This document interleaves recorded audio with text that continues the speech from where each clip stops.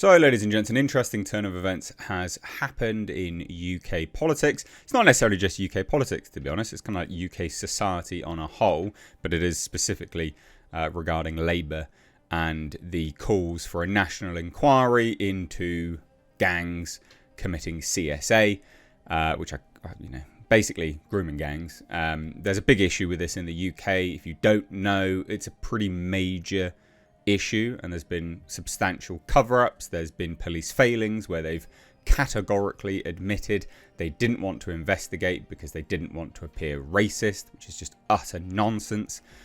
There's literally statements from police where they said this 14-year-old girl or 12-year-old girl is consenting. You can't consent, you're a child. That's why we have consent laws, and age of consent in the UK denotes the fact you literally can't consent, and anyone partaking in that means you're a pedophile.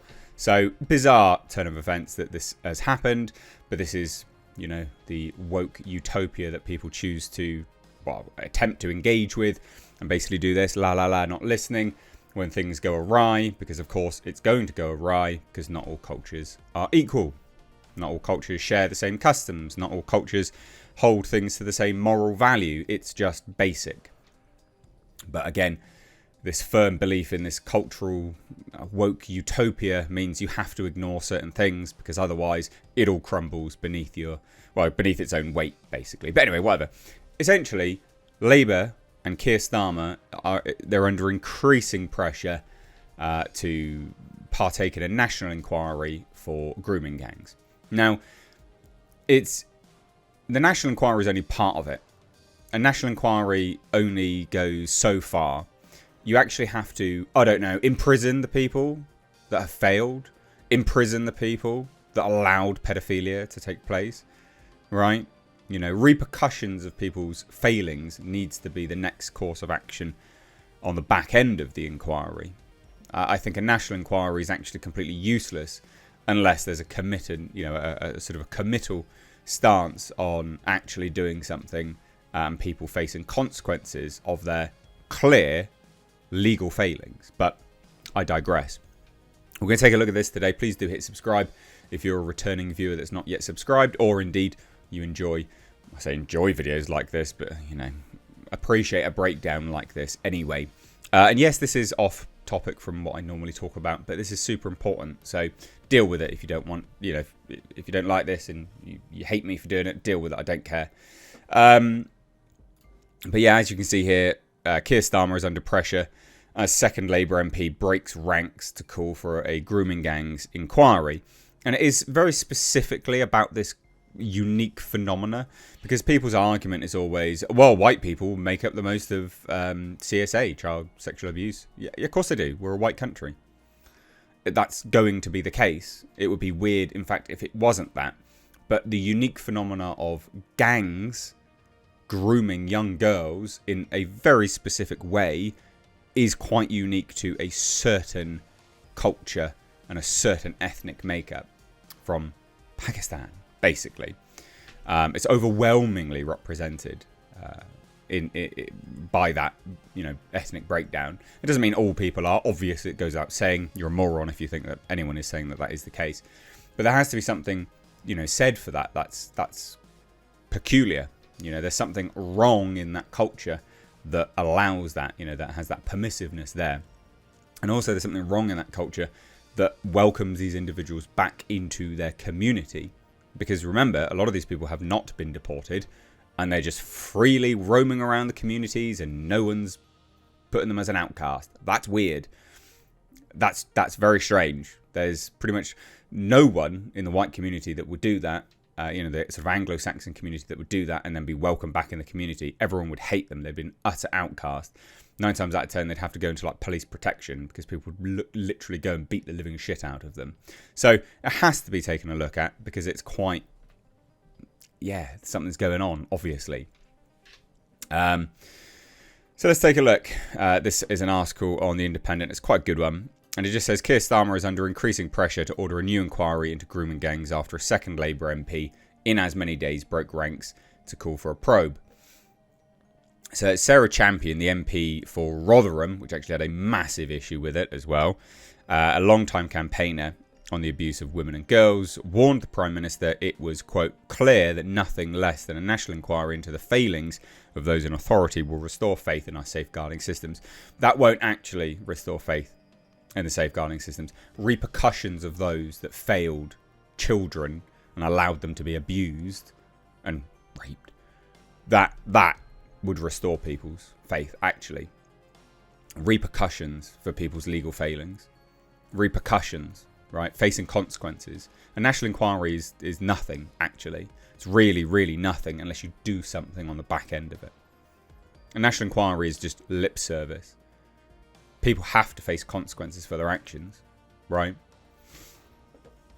So meanwhile, Paul Woe, the MP for Rochdale, again, another place that had or has a massive issue, said he could support an inquiry, quote, with some key caveats. So both MPs were praised by Donald Trump ally Elon Musk, who sent Westminster into a spiral when he began writing about the issue on X last week. The billionaire wrote, good for them.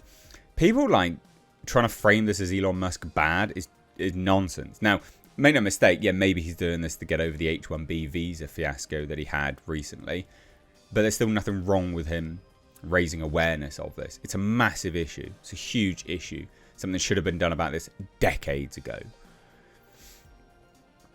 Keir Starmer ordered his MPs to vote against such a probe in the Commons last week, arguing that victims wanted action rather than another lengthy investigation. True, but where's the action then?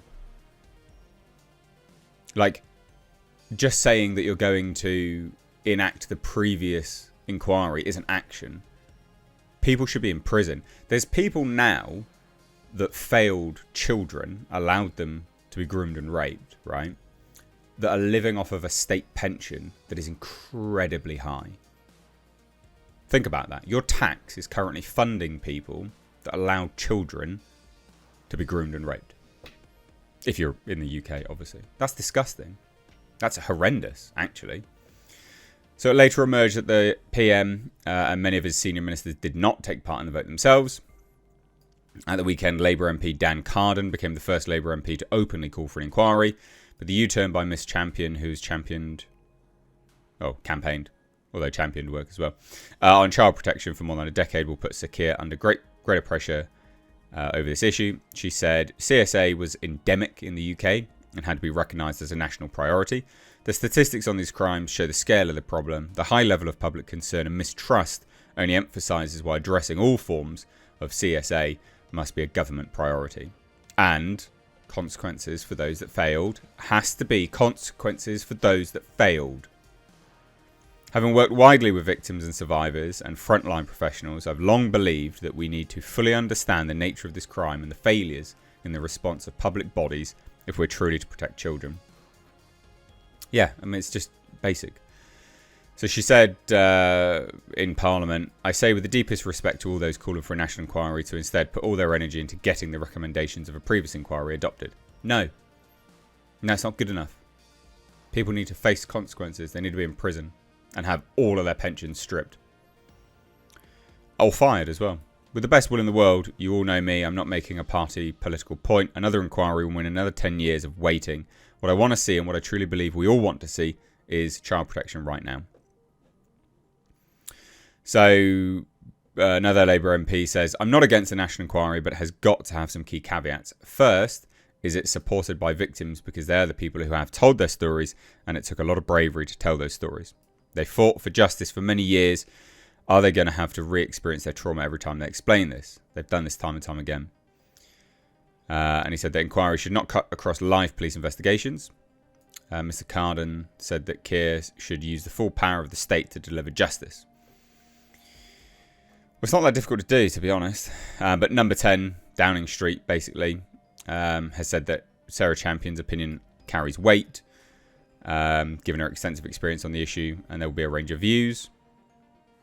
Number 10 said the government will be guided and led by the victims and survivors, as it reiterated that taking action on the recommendations from a 2022 report on CSA was its priority over launching a new investigation. That previous one only mentioned like Rochdale and Rotherham like once.